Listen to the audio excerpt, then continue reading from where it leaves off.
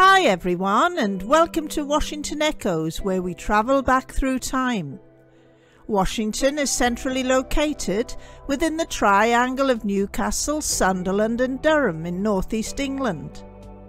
Please subscribe now to keep updated with local history in and around the Washington area.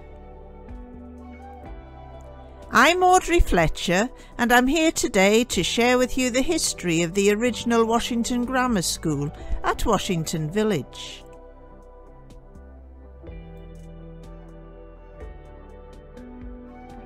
The original Washington Grammar School is thought to have been built around 1700 or even earlier, to cater for students whose parents could afford to give them an education to fit their future lifestyle, other than being a farm labourer.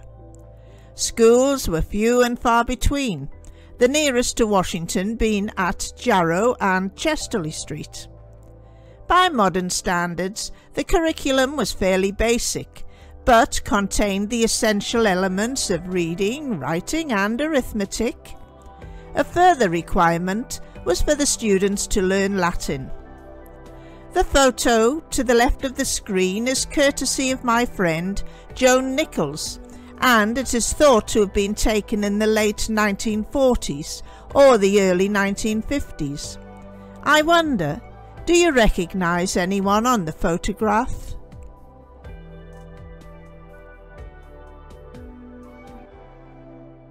So, why was there a grammar school at Washington Village? Well, the answer lies in the prosperity and affluence of the area, which followed upon the purchase of Washington Manor in 1613 by William James, the Bishop of Durham, and he paid £4,000. He razed much of the previous manor house to the ground and built the current Old Hall, providing much needed employment for the area. Almost 100 years later, in 1710, the old rectory was virtually rebuilt, yet another sign of prosperity in the area. You will notice in the two photos at the left of the screen how the style of architecture has changed over a relatively short time. It really is quite astonishing. From the parish registers 1682 to 1717, we learn a lot about the occupations of the people of Washington.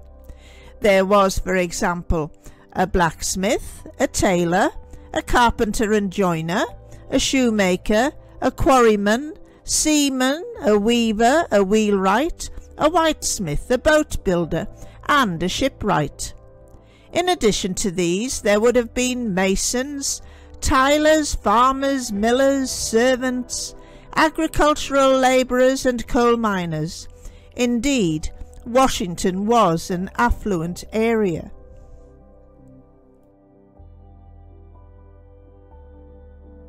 To the top left of the screen, you will see a map of old Washington boundaries, dating back to 1702.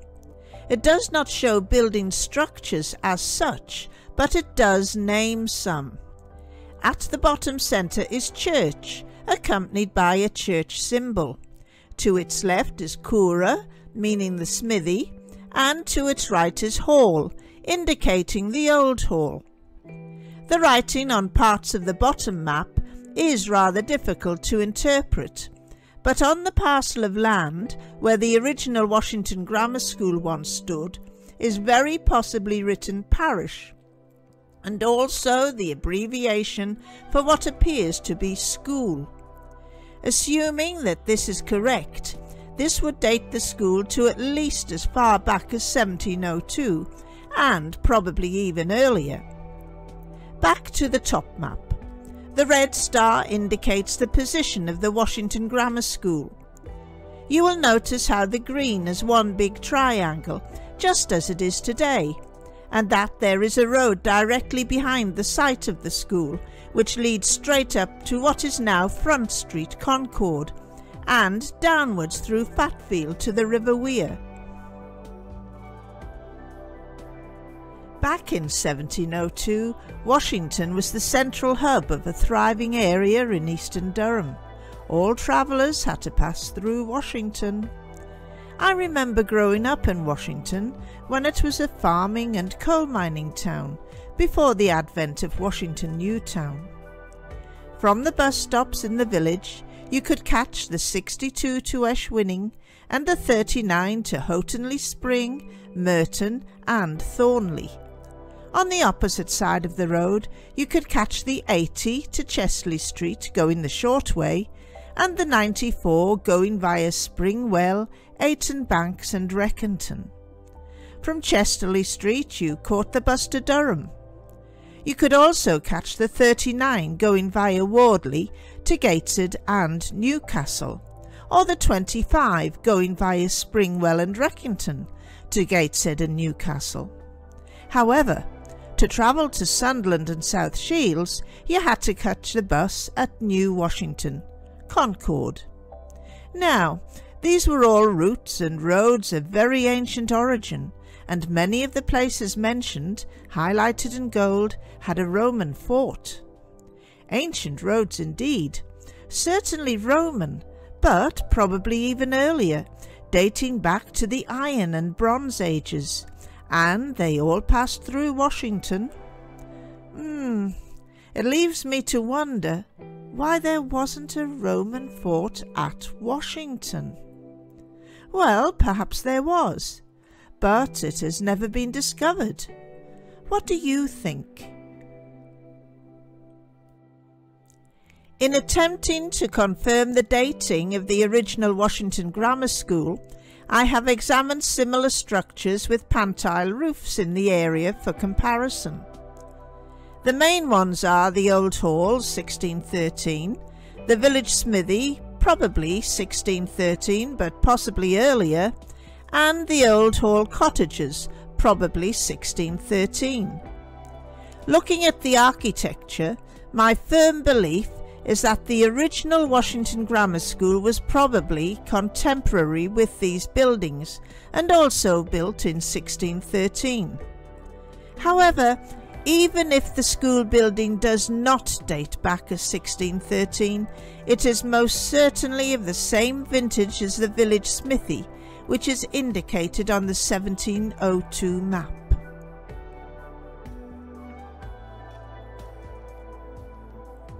By 1770, the Washington Grammar School had changed its direction because of the thriving shipbuilding and naval industry in the nearby areas of Barmston, Biddick and Sunderland, and it now became the Washington Navigation School. At the school, the students were taught about all things maritime concerning sailing ships. This included interpreting navigation charts and using a mariner's compass. They also learned how to use a sextant and navigate by the stars, as well as studying maps of the oceans and seas of the world.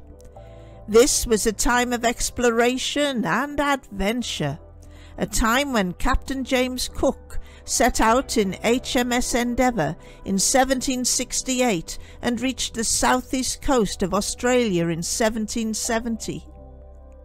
Unfortunately, as the shipping industry grew, larger navigation schools were built at Gateshead and Sunderland, nearer to the main action.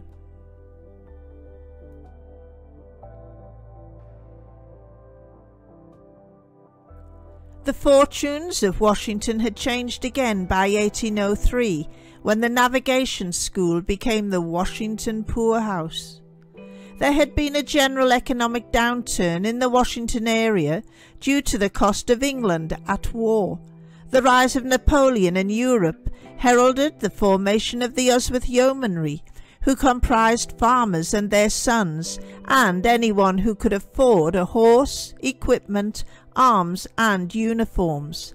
They were inspected by General Balfour on Gateshead Fell on 25th of August 1800. Finally, England defeated Napoleon at the Battle of Trafalgar in 1805, but the poorhouse at Washington Village continued to thrive. It was home to widows, orphans and old people until 1823, when it was closed, and the poor of the parish were sent to the workhouses at Biddick and Penshire. In the top picture to the left of the screen, you will see a suggestion of how the inside of the Washington poorhouse may have looked, and how the ladder led up into the loft. The bottom picture is an interpretation of the Washington poorhouse in 1803 by Albert L. Hind.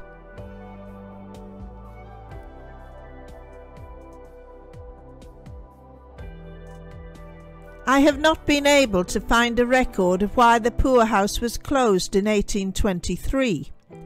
Perhaps its upkeep needed to be weighed up against the cost of a new church and the remodelling of Washington Village. Maybe it was a stigma to be disposed of, as it was a reminder of the vast difference in the local social classes. Or possibly it was just that the number of occupants had outgrown the size of the building. After the poorhouse closed in 1823, the building is generally thought to have been used as a stable for almost 140 years. However, the door is not wide enough for a horse to get through, it seems to me. From 1823, it was more likely used for farm workers' accommodation, perhaps even a family home. Joan Nichols, local historian, records it as being used as a barn, which would seem more appropriate. The Village Smithy was just 2 minutes along the road. Washington was a huge farming area, which relied upon horses for ploughing and transport of goods and people. In the photos to the left of the screen, the similarity of the two buildings is striking. What do you think, I wonder?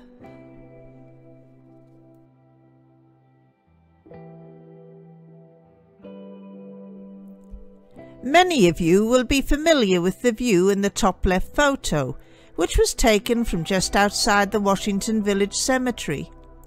You will notice that the farm workers' cottages in the old photo have been renovated to form one cottage. Also, a modern 2-storey house was built on the land attached to the school in about 1967.